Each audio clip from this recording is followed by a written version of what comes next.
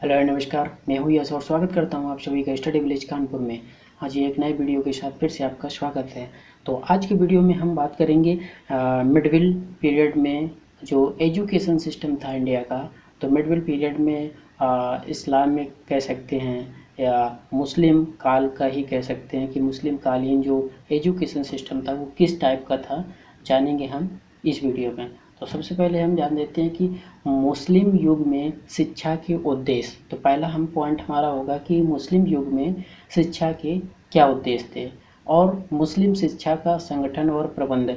मुस्लिम शिक्षा का संगठन जो था, जो एक सिस्टम था, जो कह सकते हैं कि जो एजुकेशन का, तो उसका मैनेजमेंट और उसका जो यूनियन थी वो किस तरीके से काम करता था। जैसे कि हमने पिछले वीडियो में हमने जाना था कि बौद्ध का जो एजुकेशन सिस्टम था बौद्धकालीन में वो किस टाइप का था।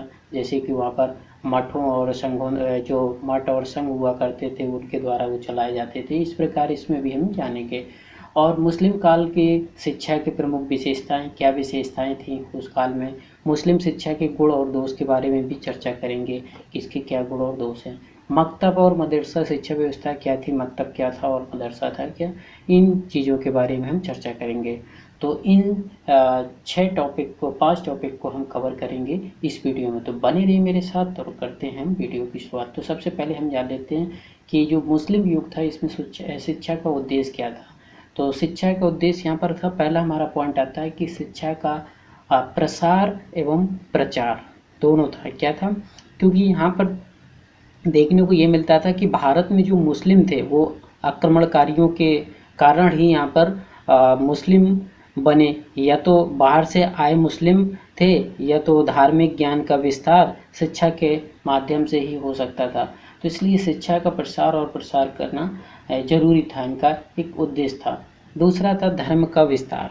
धर्म का विस्तार करना भी एक उद्देश्य था इनका। क्या कि मुस्लिम काल में क्या था कि शिक्षा का जो आधार था वो धर्म ही था। जो एजुकेशन थी वो क्या था, उसका जो बेस था वो क्या था, धर्म ही था। इसी कारण शिक्षा का प्रमुख जो उद्देश्य था वो धर्म का प्रचार करना था। अब जब धर्म का हमें प्रचार करना है और जो धर्म है वो शिक्षा का आधार है, तो इस प्रकार से क्या था कि शिक्षा ग्रहण करने के लिए मकतब या मदरसों में जाया जाता था और निर्माण किया गया, और मस्जिदों का निर्माण भी साथ में होता था। मतलब कि जो मस्जिदें हुआ करती थी उन्हीं के साथ में ही मकतब और मदरसों का भी निर्माण हुआ करता था, क्योंकि ये दोनों पहलू एक दूसरे से जुड़े थे, धर्म और शिक्षा। क्योंकि शिक्षा का आधार धर्म था, और जब शिक्षा का आधार जो धर्म था तो धर्म जहाँ पर होगी वहाँ पर शिक्षा भी आगे बढ़ेगी। तो ये चीज़ यहाँ पर देखने को मिलती थी इनके उद्देश्य में। दूसरा हमारा तीसरा पॉइंट हमारा कि भौतिक उन्नति। तो भौतिक उन्नति क्या थी कि भौतिक उन्नति में ये था कि मुस्लिम काल में जो शिक्षा थी धार्मिक के साथ साथ में भौतिक उन्नति का भी रास्ता खोलती थी। क्योंकि यह क्या था कि ये मुस्लिम धर्म में पुनर्जन्म और परलोक में विश्वास नहीं किया जाता है। इसलिए इसी जन्म में शिक्षा के साथ साथ सांसारिक सुख का भी प्राप्त करने के लिए क्या करते थे, प्रचार प्रसार करना आवश्यक था। तो ये क्योंकि जो मुस्लिम धर्म है तो यहाँ पर पुनर्जन्म और परलोक में विश्वास नहीं किया जाता है। इसलिए जो भौतिक उन्नति थी उसको भी प्रचार प्रसार करने का उद्देश्य था। दूसरा था कि नेक्स्ट पॉइंट हमारा आता है कि धार्मिक कानूनों का प्रसार। तो धार्मिक कानूनों का प्रसार ये था कि जब इस्लाम धर्म के कानून का प्रसार तथा जो कुरान की जो शरीयतें थीं, जो शरीयतों का प्रसार और प्रसार शिक्षा के माध्यम से ही पॉसिबल था। तो इसलिए ये भी एक उद्देश्य था, क्योंकि सबसे पहला मेन फोकस क्या था, धर्म पे था। क्योंकि धर्म के बेस पे ही शिक्षा थी, और जहाँ पर मस्जिद थे वहीं पर मकतब और मदरसे भी बनाए जाते थे। तो इस प्रकार से इनके ये उद्देश्य में ये शामिल था। फिर शासन व्यवस्था को उत्तम बनाना भी था। शासन व्यवस्था को उत्तम बनाना ये था कि जो मुस्लिम शासक थे तो अपनी वो जो उनकी शासन प्रणाली थी उसको दृढ़ बनाने के लिए क्या करते थे, शिक्षा पर भरोसा करते थे। मतलब एक कह सकते हैं कि एक शिक्षित अगर उनका सिपाही है या सेनापति है तो वो ज़्यादा सक्षम होगा एक अशिक्षित, और अगर कोई उनका सेनापति या सैनिक है तो इस तरीके से अपनी शासन व्यवस्था को उत्तम बनाने के लिए क्या करते थे, शिक्षा पर ही भरोसा करते थे। ताकि अगर शिक्षित नहीं होगा तो उनका शासन भी सुदृढ़ और उत्तम नहीं बन पाएगा। तो ये कुछ 5 पॉइंट थे मुस्लिम युग में शिक्षा के उद्देश्य के। और इसके बाद में साहित्य और इतिहास का भी लेखन को मिलता है। इस काल में इनका ये भी उद्देश्य है कि इनका जो साहित्य था फारसी है, उर्दू है, अरबी है, इन चीज़ों का आगे बढ़ाना भी एक उद्देश्य में शामिल था। अब आते हैं कि मुस्लिम शिक्षा का संगठन व प्रबंधन। तो संगठन और प्रबंधन की अगर हम बात करते हैं तो मैनेजमेंट कैसा था शिक्षा का, तो सबसे पहले आता था कि सबसे पहले क्या होता था कि शिक्षा, जैसे कि आपने वैदिक काल में पढ़ा, वैदिक काल में क्या था, वहाँ पर उपनयन संस्कार होता था, समावर्तन संस्कार होता था। जब बच्चा क्या होता था कि फर्स्ट टाइम स्कूल पढ़ने के लिए जाता था गुरुकुल में, तो उसका उपनयन संस्कार होता था। और साथ में अगर हम बौद्धकालीन की शिक्षा की अगर बात करते हैं तो वहाँ पर क्या होता था, प्रज्ञा होता था। जब बच्चा फर्स्ट टाइम जब जाता था पढ़ने के लिए तो प्रज्ञा संस्कार होता था, उम्दा संस्कार भी होता था आफ्टर 12 ईयर्स। तो ऐसे इस्लाम में भी क्या था, मुस्लिम शिक्षा में कि यहाँ पर सबसे पहले बिस्मिल्लाह हुआ करता था, बिस्मिल्लाह रस्म हुआ करती थी। तो बिस्मिल्लाह रस्म क्या होती है, सबसे पहले अगर बच्चा फर्स्ट टाइम अगर पढ़ने जा रहा है तो उसको बिस्मिल्लाह रस्म जो कराना होता था। और ये जो बच्चा था, जो स्टूडेंट था, वो 4 वर्ष 4 माह और 4 दिन की अवस्था में रस्म पूर्ण किया जाता था। मतलब जो उसकी एज होनी चाहिए 4 वर्ष 4 माह 4 दिन की अवस्था जैसे ही कंप्लीट करता था तो उसका बिस्मिल्लाह रस्म की जाती थी और वो जा कर के मकतब में जाता था और वो शिक्षा को ग्रहण करता था। और वहाँ पर जो मौलवी या कह सकते हैं उस्ताद या अताबुक जो हुआ करते थे, उनको वो क्या करते थे, उस बच्चे को अपना जो 27वां अध्याय का उच्चारण करवाते थे कुरान का। और इसके बाद में अगर बच्चा नहीं बोल पाता था तो खुद उच्चारित करके वो शब्दावली को क्या करते थे, उसको कराते थे। इस प्रकार से उसका बिस्मिल्लाह करा के वहाँ से उसकी एजुकेशन वहाँ से स्टार्ट होती थी एक छोटे बच्चे की, जो 4 वर्ष का बच्चा होता था। जैसा कि आपने देखा होगा कि इसके पहले मैंने जो वीडियो बनाया था उसमें बौद्धकालीन में था कि मिनिमम कम से कम 6 साल का बच्चा होता था तब जाकर के वो शिक्षा ग्रहण करने के लिए जाता था। ऐसे यहाँ पर भी 4 वर्ष का अगर बच्चा है तो जाकर मकतब में पहुँचता था, उसकी बिस्मिल्लाह रस्म पूरी होती थी, फिर इसके बाद में वो आगे कंटिन्यू शिक्षा को पूर्ण करता था। इसके बाद में आता है मकतब। मकतब की बात अगर इसके बाद में हमारा आता है मकतब। अगर हम मकतब की बात करते हैं तो मकतब वही होता है कि जो मकतब का अर्थ होता है स्कूल से होता है, जिसका आरंभ मकतब से होता है। और यहाँ पर अक्षर ज्ञान के साथ साथ कुरान की आयतों का भी पाठ पढ़ाया जाता था। मतलब कह सकते हैं कि जो प्रारंभिक शिक्षा थी वो मकतब में हुआ करती थी, जहाँ पर कुरान की आयतें और शब्दोच्चारण और अक्षर ज्ञान का कराया जाता था। अब इसके बाद में यहाँ पर था हमारा कि मदरसा। तो मदरसा में क्या था कि मदरसा में इस्लाम धर्म की उच्च शिक्षा का प्रबंध रहता था। और मदरसा जो थे वो शासन द्वारा सहायता प्राप्त होती थी। किसके द्वारा? शासन द्वारा ये सहायता प्राप्त होती थी। और पाठ्यक्रम की अगर हम बात कर लेते हैं तो यहाँ पर मुस्लिम धर्म में क्या था कि कुरान और मोहम्मद साहब की जितनी भी जीवनी थी और उनके जो कार्य थे और इसके बाद में उसके जो कानून, अरबी फारसी भाषाएं और व्याकरण, तर्कशास्त्र, दर्शन शास्त्र और इतिहास, भूगोल, यूनानी चिकित्सा आदि का सब अध्ययन कराया जाता था। उनके पाठ्यक्रम में ये सारी चीज़ें क्या थी, शामिल थी। अब यहाँ पर अगला पॉइंट आता है शिक्षा की विधि कैसी थी। तो शिक्षा की विधि देखिए, चाहे वो वैदिक काल की हो, चाहे बौद्ध काल की हो, और चाहे ये मिडवेल जो हमारा मुस्लिम काल है, तो इसमें सभी में आपको एक कॉमन चीज़ देखने को मिलती है, रटने की विधि। क्योंकि उस समय लिखने की पद्धति इतना ज़्यादा डेवलप नहीं थी, लेकिन मुस्लिम काल में लिखने की पद्धति भी डेवलप हो गई थी लेखन के लिए, लेकिन फिर भी रटने पे जोर दिया जाता था। जो सिस्टम था, जो पढ़ाने की, जो शिक्षा की जो विधि थी, वो क्या थी, कंठस्थ करना, मतलब एक तरीके का रटने की मौखिक प्रणाली का ही उपयोग किया जाता था। इसके बाद में आता है शिक्षा गुरु में संबंध। तो शिक्षा गुरु में घनिष्ठ नहीं थे, मतलब ज़्यादा फ्रेंडली नहीं थे। जैसे कि आज एक स्टूडेंट और टीचर के बीच में एक अच्छा बॉन्डिंग होता है, और इस तरीके का नहीं था और ना ही देखने को मिलता था। हाँ, एक चीज़ और था कि बौद्धकालीन में क्या होता है कि हमें जैसे हमारा वैदिक कालीन है और फिर बौद्ध कालीन है, फिर ये मुस्लिम कालीन है। तो इन तीनों में कभी कभी कंपैरिजन को एक विवेचनात्मक क्वेश्चन आपको लिखने को आता है। तो इस तरीके से मैं तीनों के डिस्कस के साथ में लेकर चल रहा हूँ। तो जैसे कि आपने देखा कि वैदिक काल में भी ऐसा था कि शिष्य जो था तो वो कभी नहीं सोच सकता था कि वो गुरु से कभी आगे जा सकता है या नहीं जा सकता है, कभी ऐसा सोच भी नहीं सकता था सपने में। लेकिन बौद्धकालीन में गुरु और शिष्य के बीच में एक चीज़ और देखने को मिलती है कि वहाँ पर ये मैटर नहीं करता था। अगर वहाँ पर जो शिष्य है अगर उसकी जो विद्या है वो काफ़ी अच्छा है, पारंगत हो गया है, तो उसको एक सम्मान दिया जाता था और वो गुरु के समकक्ष उसको बोला जा सकता था। तो वहाँ एक देखने को एक लेवल इक्वल देखने को मिलता है। लेकिन यहीं पर अगर मुस्लिम शिक्षा कालीन की अगर बात करती हैं तो यहाँ पर क्या होता है कि यहाँ पर कोई घनिष्ठता नहीं होती थी, जिसमें आपका शिष्य और जो उसका गुरु हुआ करता था दोनों के बीच में नहीं देखने को मिलती है। लेकिन हाँ, एक आदर भाव रखने की और ये सारी चीज़ें यहाँ देखने को मिल जाती हैं। तो ये था हमारा कि कैसे संगठन थे और किस तरीके से ये काम करता था। तो सबसे पहले बिस्मिल्लाह एक रस्म होती थी, फिर वो छात्र मकतब में ही जाता जहाँ प्रारंभिक शिक्षा होती थी, मदरसे में जाता जहाँ उच्च शिक्षा होती थी। पाठ्यक्रम के बाद भी चर्चा कर ली क्या क्या पढ़ाया जाता, शिक्षा की विधि की भी बात कर ली और शिक्षा और शिष्य और गुरु के बीच में कैसे संबंध थे वो भी हमने चर्चा कर ली। अब नेक्स्ट पॉइंट हमारा आता है कि मुस्लिम काल की शिक्षा की प्रमुख विशेषताएं।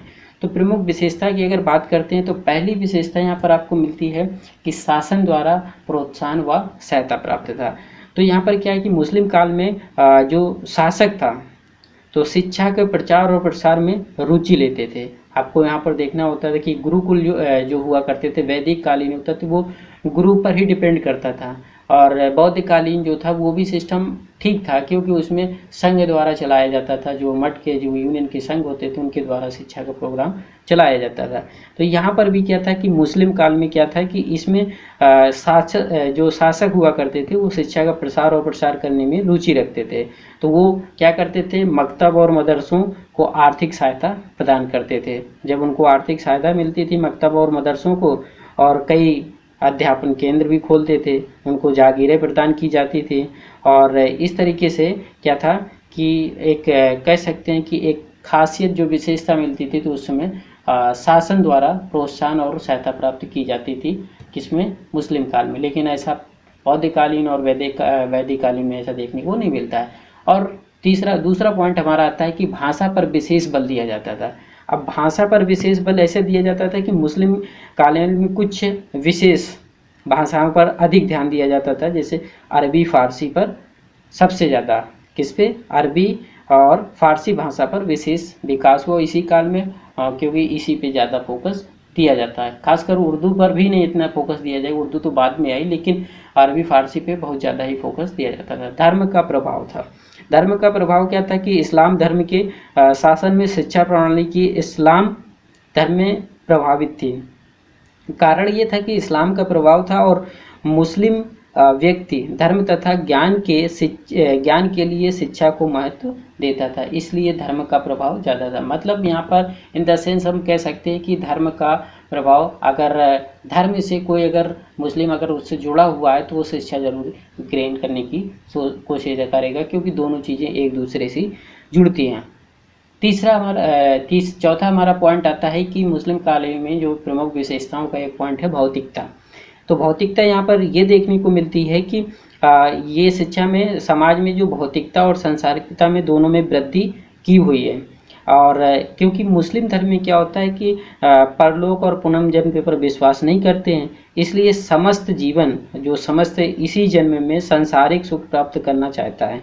और इसीलिए उस काल में क्या हुआ कि मुस्लिम काल में कला, संगीत और नृत्य और चित्रकारी पर विशेष बल दिया गया, ताकि वो भौतिक सुख साधन के संपूर्ण इसी जन्म में उसका भोग विलास कर सके। तो ये चीज़ और यहाँ पर देखने को मिलती है। तीसरा हमारा है कि इतिहास लेखन का। तो इतिहास लेखन का एक बहुत महत्व हुई ये तत्व, सबसे जो इम्पोर्टेंट है, जो मेरे हिसाब से जो लगता है वो इतिहास लेखन का है। क्योंकि अब वैदिक काल में क्या था कि जो राजा हुआ करते थे, जो शासक हुआ करते थे, तो उनका कोई ऐसा इंटेंशन कोई ऐसी नहीं रहती थी कि हम अपना इतिहास लिपिबद्ध कराएं या लिख कर कहीं टंगवाएं। वो तो बाद में ऐसा हुआ, लेकिन मुस्लिम काल में ऐसा देखने को मिलता है कि इतिहास लेखन का बड़ा ही क्रेज था कि जो भी शासक था तो वो सोचता था कि अपना जो इतिहास है, जो मैंने काम किए हैं, जो मैंने सारी वो एक लिपिबद्ध कराया जाए, उसको लिखाया जाए, कहीं रखाया जाए, स्टैचू बनवाया जाए। तो इस तरीके का ये सबसे बड़ा यहाँ पर मुस्लिम काल में जो शिक्षा में ये देखने को मिलता था इतिहास लेखन का। दूसरा है कि उर्दू का जन्म।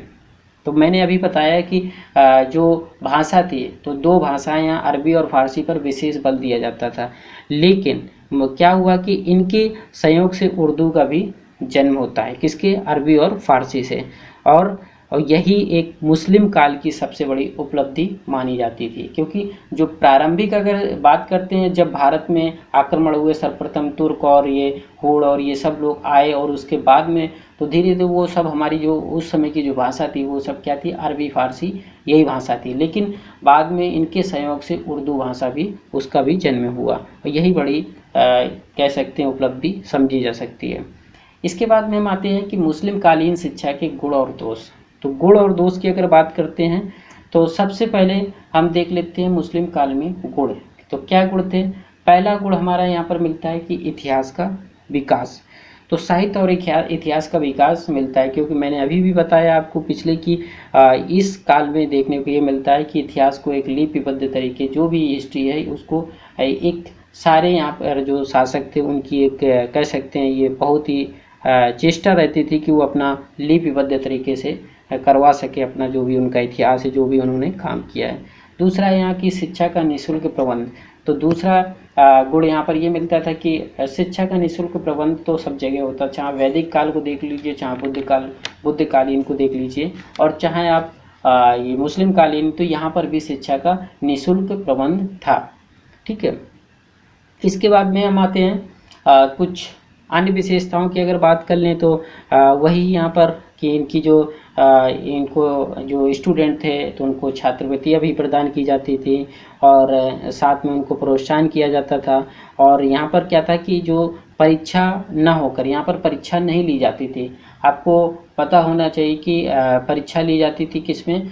बौद्धकालीन में। बौद्धकालीन में परीक्षा ली जाती थी, और उसके बिहाफ पर ही उनका फिर क्या होता था, और जो उपसंपदा संस्कार हुआ करता था। लेकिन यहाँ पर क्या थी? यहाँ पर कोई परीक्षा नहीं होती थी, लेकिन एक कह सकते हैं कि वास्तविक योग्यता के देखी जाती थी कि हाँ जो छात्र है उसने जो उसको सिखाया गया उसने कम्प्लीटली सीखा या नहीं सीखा, उस ब्याज पे इनको आगे के लिए बोला जाता था। इसके बाद में हमारा आता है मुस्लिम काल में दोष। दोष क्या है? तो सबसे पहले हमारा दोष आता है शिक्षा संस्थाएं जो थी वो अस्थायी, क्योंकि ये शासकों द्वारा चलाई जाती थी, और शासक कभी इनको फंड देते थे, कभी नहीं देते थे, तो एक तरीके से ये अस्थायी थी। तो इस तरीके का ये देखने को मिल जाता है। और शिक्षा की जागरूकता का अभाव, क्योंकि यहाँ पर जागरूकता का अभाव ऐसा भी देखने को मिलता है कि जो मकतब और मदरसे बनते थे, तो इनमें से जो बड़े बड़े नगर थे उन्हीं के आसपास में ही बनते थे। अब वहाँ पर आम जो जन साधारण था वो लोग वहाँ शिक्षा तो नहीं प्राप्त कर सकते थे। मान लीजिए कोई अगर गांव साइड रह रहा है, कोई एक कस्बे में है, तो कस्बे में वहाँ पर मकतब और मदरसे ज़्यादा हुआ करते थे। तो इस तरीके से वहाँ पर शिक्षा की जागरूकता का अभाव था और देखने को मिलता है। तीसरा, अन्य दोष भी आपको इसी तरीके से मिल जाते हैं। स्त्री शिक्षा को लेकर भी दोष मिल जाते हैं। स्त्री शिक्षा की अगर बात करते हैं तो यहाँ पर घर में ही स्त्री शिक्षा का प्रावधान था, और बाद में लेकिन जो शासिका हुई और अन्य हुए तो वो घर में ही घर में ही शिक्षा का प्रावधान इसमें देखने को मिलता है। अब इसके बाद में हमारा आता है कि मकतब और मदरसा। तो मकतब में शिक्षा है, तो मैंने अभी बताया कि मकतब में जो शिक्षा होती थी वो कैसी होती थी? प्रारंभिक शिक्षा होती थी। और इसके बाद में यहाँ पर मकतब में जो प्रारंभिक शिक्षा होती थी, और मकतब की शिक्षा व्यवस्था कैसी थी? तो यहाँ पर वही प्रारंभिक शिक्षा आपको वर्णमाला, अक्षरों का ज्ञान, और कुरान और आयतें और इन सारी चीज़ों का ज्ञान प्रारंभिक में दिया जाता। शिक्षण विधि मैंने बताया कि शिक्षण विधि में क्या था? सिर्फ रटने पर ही फोकस किया जाता था। अगर मदरसे की शिक्षा की बात करते हो तो यहाँ पर भी उच्च शिक्षा क्या है? मदरसे में उच्च शिक्षा दी जाती थी। इसका पाठ्यक्रम मैं पीछे चर्चा कर चुका हूँ, क्या था इसमें पाठ्यक्रम में क्या शामिल किया गया था उस शिक्षा में। और इसके बाद में शिक्षण विधि की अगर बात करते तो यहाँ पर भी सीधे कंष्ट करने की और ये रटने की और कोई व्याख्यान देना होता था। तो इसलिए यहाँ पर भी एक तरीके से व्यवहारिक कह सकते हैं, बोलचाल से ही इसकी शिक्षा का दिया जाता था। शिक्षा का माध्यम क्या होता था? तो वही आपकी क्या होती थी? अरबी और फारसी हुआ करती थी शिक्षा का माध्यम। लेकिन सबसे बड़ी बात यहाँ पर देखने को ये मिलता है कि अकबर ने हिंदी को और औरंगजेब ने उर्दू भाषा को प्रोत्साहन किया था। तो दो चीज़ें यहाँ पर देखने को मिलती हैं। अकबर ने क्या किया था कि जो अकबर था तो इसने हिंदी भाषा को, किसको, हिंदी भाषा को, और जो औरंगजेब था इसने किसको, उर्दू भाषा को। इन दोनों ने इसको ज़्यादा प्रोत्साहन किया था। तो इस तरीके का यहाँ पर आपको देखने को मिलता है। तो ये था आज का हमारा वीडियो की जो मुस्लिम कालीन शिक्षा थी वो कैसी थी। तो आज देखिए वीडियो में सिर्फ यहाँ पर आपको ये मिलता है, मैंने उसके किस तरीके के गुण थे, क्या थे, वो सारी चीज़ें डीपली नहीं, सिर्फ मैं वीडियो जो दिया है वो वीडियो सिर्फ वहाँ का सिस्टम था, जो वो प्रणाली थी, चाहे वो बौद्ध कालीन का सिस्टम कैसा था और चाहे वो वैदिक कालीन का सिस्टम कैसा था, ऐसे मुस्लिम कालीन की सिस्टम कैसा था, एजुकेशन सिस्टम कैसा था, सिर्फ मैंने उसकी ही चर्चा की है। कोई डीपली जा कर के उसमें कि इसमें मकतब में क्या क्या था, कैसा था, क्यों था, ये सारी चीज़ें, कि मदरसे में कैसा था, क्यों था, ये सारी चीज़ें नहीं थी। मैं सिर्फ एजुकेशन सिस्टम उस पीरियड की बात मैंने की है कि वो कैसा सिस्टम था। तो आई होप कि वीडियो आपको अच्छा लगा होगा। अगर वीडियो अच्छा लगा है तो लाइक करिए, शेयर करिए और कमेंट करिए। अगर चैनल आपको अच्छा लग रहा है तो आप चैनल को सब्सक्राइब कर सकते हैं। मिलते हैं नेक्स्ट वीडियो में नए टॉपिक के साथ। जय हिंद।